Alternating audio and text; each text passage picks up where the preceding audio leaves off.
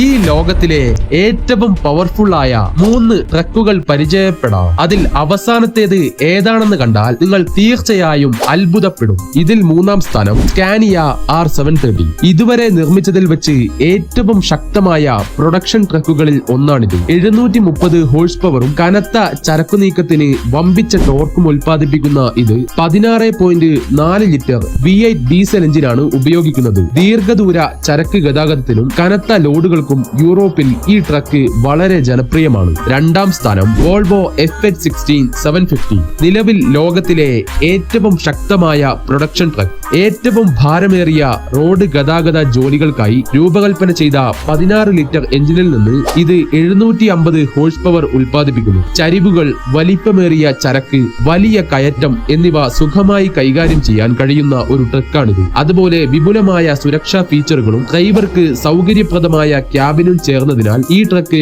കാര്യക്ഷമതയും കരുത്തും ചേർന്നതായി മാറുന്നു. 1-ാം സ്ഥാനത്ത് ആരാണെന്ന് അറിയുന്നതിന് മുമ്പേ ചാനൽ ഒന്ന് സബ്സ്ക്രൈബ് ചെയ്യാനും ലൈക്ക് ചെയ്യാനും മറക്കല്ലേ. ഇതിൽ 1-ാം സ്ഥാനം വോൾവോ അയൺ നൈറ്റ്. ലോകത്തിലെ ഏറ്റവും വേഗതയേറിയ ട്രക്കുകളിൽ ഒന്നുകൂടിയാണിത്. ഈ ട്രക്കിന് 2400 ഹോഴ്സ് പവറും 6000 Nm ടോർക്കും ഉൽപ്പാദിപ്പിക്കാൻ കഴിയും. പുതിയ D13 ഡീസൽ എഞ്ചിനും 4 ടെർബോ ചാർജറുകളും വാട്ടർ കൂൾഡ് ഇന്റർ കൂളറുകളും ഇതിന് കരുത്തു പകരുന്നു.